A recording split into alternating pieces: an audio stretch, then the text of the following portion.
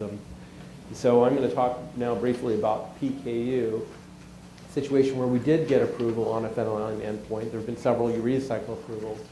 I'll talk about the PKU case and sort of what we did, how did we get confidence, and try to see what we can learn from that experience. And the PKU is a defect in PK metabolism. Phenylalanine metabolism, you already heard a lot about it. There's an enzyme that's in the liver, metabolizes Phe. And phenylalanine has a direct CNS toxic effect. So if you take phenylalanine with neurons in culture, put too much phenylalanine, it's neurotoxic to myelin production, everything in vitro, in fact, directly. You can show that. And clearly it's the cause of severe mental retardation, and you were studying a treatment called Tetrahydropbiopterin, which is a natural compound that activates this enzyme and acts a little bit like a chaperone, but also stimulates the enzyme's activity in the liver. So we wanted to use Phe as a surrogate endpoint when we started the program. And what we knew at the time is that doctors were diagnosing using Phe levels, blood Phe levels, and managing on that. There were published guidelines, et cetera. So we weren't doing something new, but it had never been studied in a drug developed and approved in the United States. So there had not been any regulatory history, even though there was clinical management history. And we knew Phe was a direct toxin, so we knew its blood level was relevant, and it did get to the brain. And I consider it like lead. I gave the example, it's like lead. You don't want to have too much lead in your blood. It's just intrinsically bad, and it's poison. And so clearly doing development with IQ loss was not plausible. Development function, there's a lot of tests that you can do. I'm not sure what they all mean clinically, but it's extremely hard to do a study. Plus the time frame might be extraordinarily long. And so we needed to do something at that time. If this is the map for PKU, which I've already shown you, but basically the idea is that you're sampling in the blood, you're measuring brain injury over time, and this is what you're hoping to predict. And measuring blood Phe is an easy assay and very reliable, and you can look at the time and frequency and all the other aspects of this assay. But basically, whenever you measure it, it actually is reasonably fine. There's no particular time or issue there. The question is how much long-term brain injury is there for how much Phe level? What's the relationship, and how much reduction in Phe level has how much effect in what range? Now, so we figured it was accurate, but the question is how do we develop it as a primary endpoint? Since the clinical aspect of Phe takes many years, and the early effects manifest later in life, that is, your exposure during the first critical period, 6 to 8 years of life, affect how your intellectual function is for many years later. It was clear that proper treatment requires an early intervention, but it's very hard to study older patients and determine effect on IQ or anything in development. And so this is a very common problem. So I just want to skip on to, so how do we qualify the Phe as likely predictive of clinical benefit? What do we have to do? Now, I had my own experiences in dealing with urinary gag at that time, the challenges we had, the questions are being raised, and it's pretty clear to us that you couldn't get the kind of data you needed in that situation. But in this situation, there was actually a large PKU literature where studies had been done with diet therapy, where the Phe levels had been monitored and IQ outcomes have been followed over a period of 10 years. And so what we decided to do something more formal, the company actually commissioned a systematic meta-analysis with a company that professionally does meta-analyses. Now, they weren't able to get raw data, though. They were going out through the literature, pulling out literature results and analyzing these. And so this group took a protocol-driven analysis where we defined what they're going to search, how they're going to decide what is a valid study to analyze. And they did this work and helped develop a relation between phenylalanine and IQ. So this is from paper. A whole bunch of citations were obtained based on a planned protocol-driven search. They found 310 studies. There were 123 accepted studies.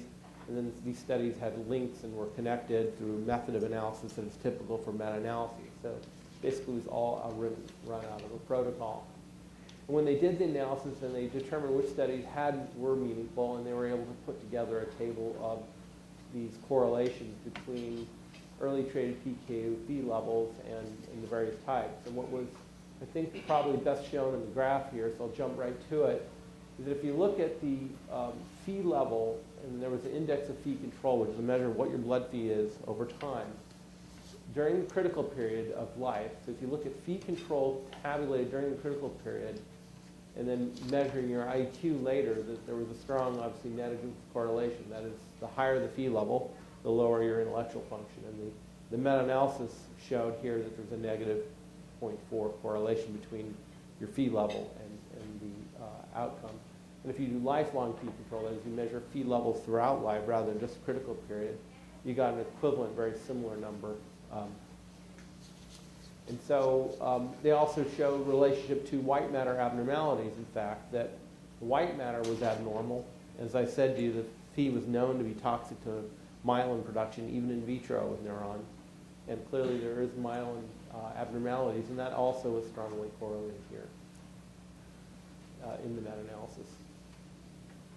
What came out of the meta-analysis, though, was that what they came up with a relation which said that for every 100 micromole increase in blood Phe, we got somewhere between 2 to 4 IQ point change during critical period exposure. And that's for individuals whose blood Phe levels were in the range of 394 to 750. So these are moderate levels. So within a range that you might see in the clinic, a change of 100 in that scale, in fact, gave you 2 to 4 IQ points. And it was this basic data that helped support the acceptance of Phe as an endpoint. And I think in this case, it's pretty easy to understand Phe is a toxin. It's directly toxic. There are no other metabolites that are important. And be able to take all this clinical data and put this together. The question, of course, it was doable for PKU, but there are a lot of diseases where this is not going to be so doable for, where there's not a history of treatment and not a lot of studies published. PKU is quite different. This was the actual study that we did with Tetrahydropbiopterin, and we showed in a double-blind study that the treated patients had a nice drop, and the placebo patients did not. And we found a 236 micromolar increase. So now we can calibrate that response. 236 micromolar, and in fact, the range of these patients were within the range of the meta-analysis. So we can say that this is probably around 10 IQ points. If you had this exposure from a young age, that change in exposure would give you 10 IQ points over long. And that's sort of the interpretation we would make over the value of this change in blood Phe level, everything else being equal. So that's sort of the story with the phenylalanine endpoint. I think it's a very special case where you can actually tap into an existing body of data.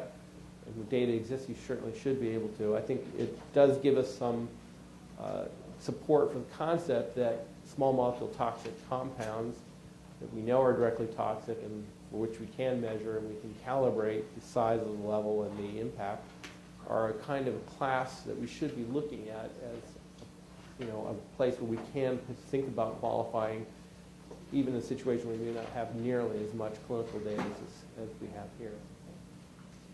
So that is my talk. And okay, that's it. Good. So I think we should have a few questions here. How are we doing, Annie, on time? We're okay now? Caught us up a little bit. It went kind of quickly. But I just wanted to give people the nutshell on the Phe story because some people didn't know how we got that done. Well, I can tell you something that's really important, whether you're at FDA or you're in the industry, is that when we first started that program, I had many people tell me, well, Phe has never been used as an endpoint. If you can't get that, then your program's never going to make it, right? And so, because if you have to do neuropsychologic testing, you'll have to do very large studies, and you don't know how it's going to play out, and you're not even sure what those methods actually mean. It became a barrier. In fact, some people thought it wasn't worth trying to develop because they figured there was no path forward. Now, I felt like Phe should have been obvious, it should have been provable, but I think a lot of people were uncertain whether it was going to be doable.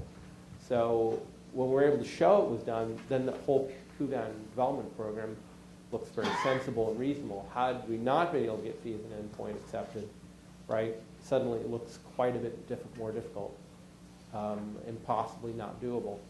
But I think what is important for other people to understand is that for other disorders, the uncertainty about whether you're going to be able to get something accepted is, in fact, a big barrier to that investment to start the process. Fortunately, I was in a situation where a company decided to go ahead, even though there was a lot of angst about whether that was actually going to work out or not, and it played out well. But however, I think I worry about a lot of other diseases that are more rare where that's not necessarily true.